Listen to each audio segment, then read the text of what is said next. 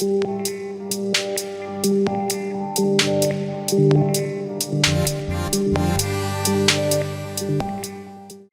up, for the next 15 minutes or so, I'm going to just walk through a couple of brief demos.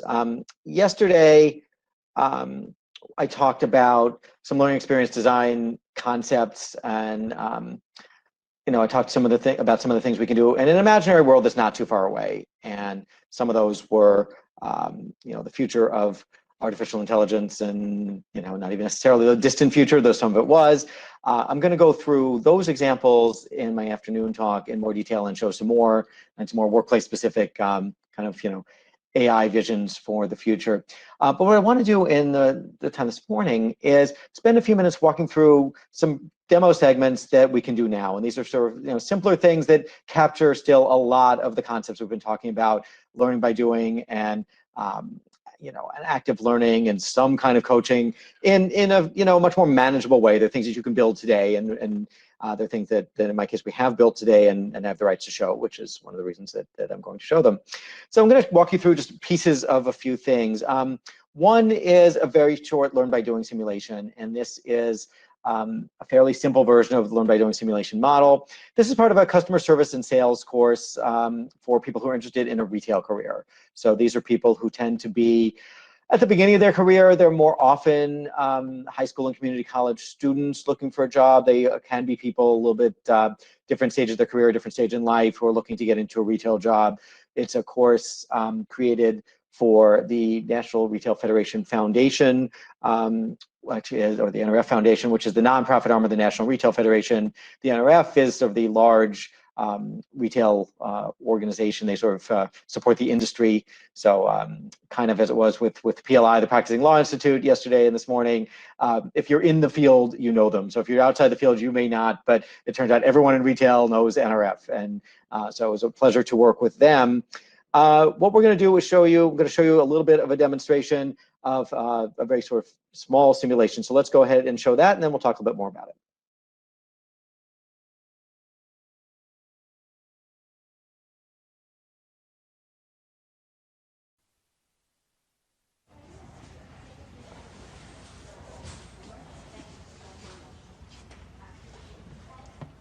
Hello, can I help you find anything today? I'm just looking. Thank you.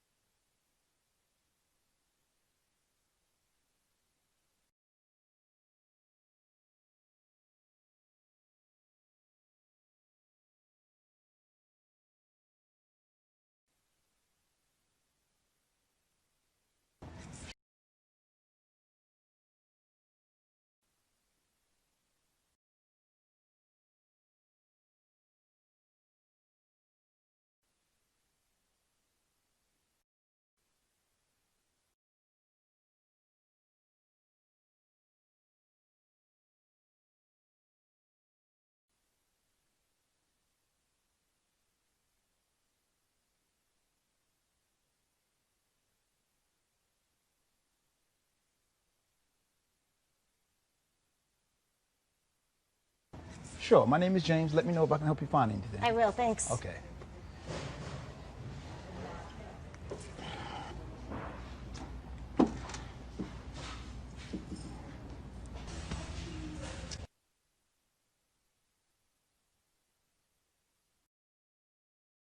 James, now I flip back just so you can see the earlier choices.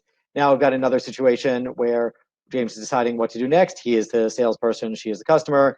He made the mistake earlier of too quickly giving her too much information and not just asking what she wants. Kind of the same way that Ray needed to ask Jane what she is hoping for. So we should ask if she's finding what she needs. So there's a generalization about open-ended questions, and that's probably not for this conference, but we'll think about that. So James is going to say, it's going to decide to ask her if she's finding what she needs.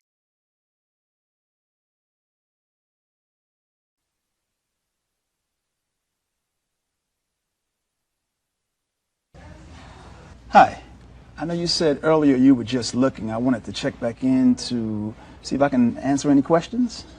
Actually, I'm looking for a gift for my mom, and she loves to garden, but I don't know anything about gardening. I could definitely help. We have a great selection of gardening merchandise. Now, what type of garden does your mom have? Does she grow fruits and vegetables or flowers? Mostly vegetables and herbs for cooking. Okay. They're basic things like gloves and soil. Is that the type of gift you're thinking about?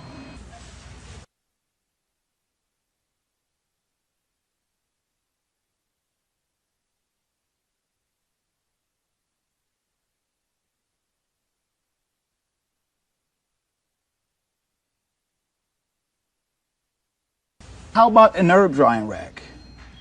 Tomato trellis? How about a garden tote? The gardening tote can be personalized with your mother's name on it. It's a very popular gift. Those options all sound great. Thank you. Where's the garden tote? The garden tote is on aisle 3.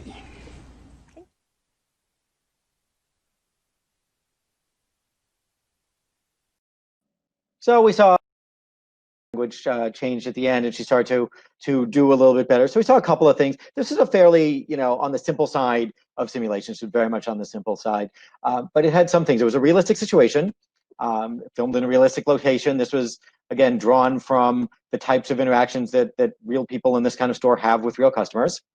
The learner was asked to do something. So it was a fairly straightforward thing they were asked to do, but it was something that they did need to do. They weren't just answering a multiple choice question, even if these really are multiple choice. There are 2 choices or 3 choices, but they weren't just asking a question out of context. They were deciding what to do.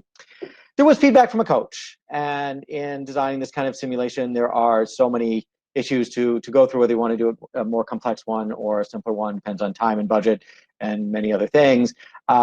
Here, the coach came up, and for this particular audience, every time they did something, pointed out whether it was better, whether it was a good or bad idea, and then the scene continued. So we did get feedback from the coaching component.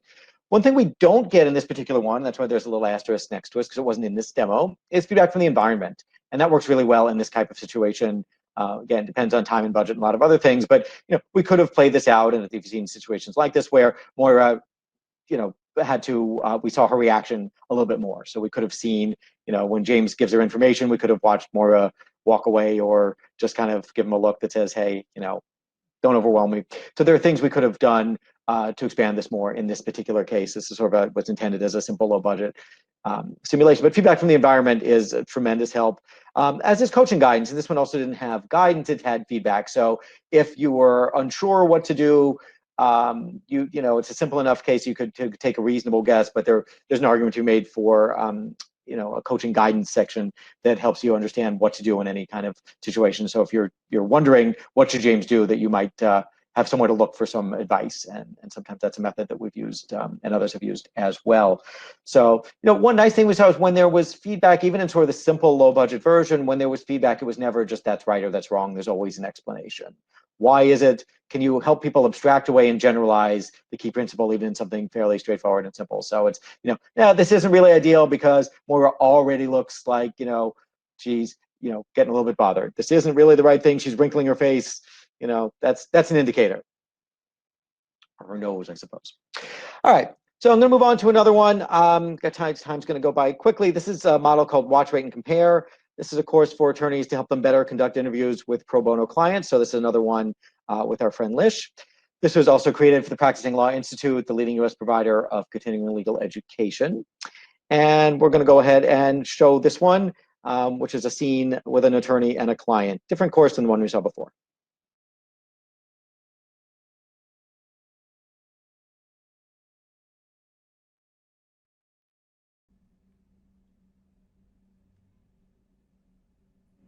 Okay, I've reviewed your paperwork, but I'd like to hear your story directly. So can you tell me what brought you in here in your own words?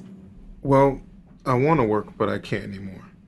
I got hurt 5 years ago and haven't really been able to work since then.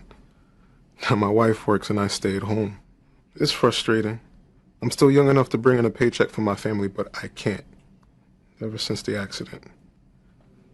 Now, the accident occurred while you were driving, but you weren't on the job, were you?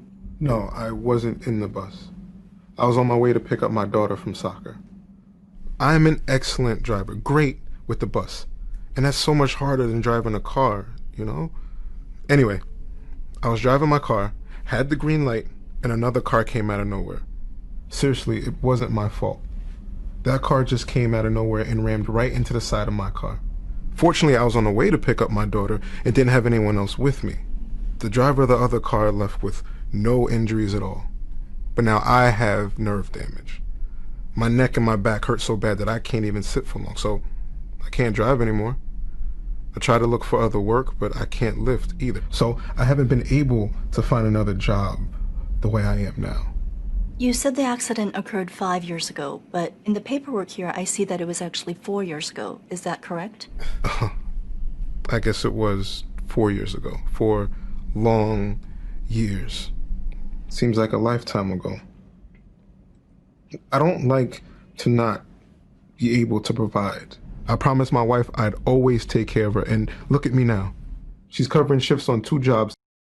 This, it goes on for a little bit, and I just want to kind of move to the next segment. Let me show you the compare part. So after this, after this clip, what happens is you watch the clip and then you rate the attorney on how she did at the key components that the attorney had to, key criteria that the attorney was supposed to follow. So this came in the context of a bigger course. How did she do at preventing distractions? She didn't, we rated her apparently as not that well at responding to distractions, asking follow-ups, and listening behaviors. So a lot of different things in that clip there, and then you compare your answers to those of others, and also get feedback from Lish, the attorney. So there's a lot in that one. Again, it's a realistic situation. You get feedback through peers ratings. You would compare when I rated her, you could also see that what the other people thought. So you would see, I said she did a bad job, but 80% of people said she did a good job. Feedback from a coach and expert, and and also feedback from peers' comments in some cases, and it wasn't in this model, but sometimes we'll be able to include peers' comments as well. And this actually does run as both a collaborative MOOC version and as a self-paced version. In the collaborative one, you can continue the discussion in the discussion forums. All right, so with that, what I'm going to do, and also feedback with an interaction with peers or a coach, there's more that we can do. So with that, what I'm actually going to do is wrap up a little bit. I have other demos that I can show, and I will get to at some point during the program, but I do want to move on to our next session. So give you a couple of things to look at. We've got a couple more coming later, and some more about the AI model as well.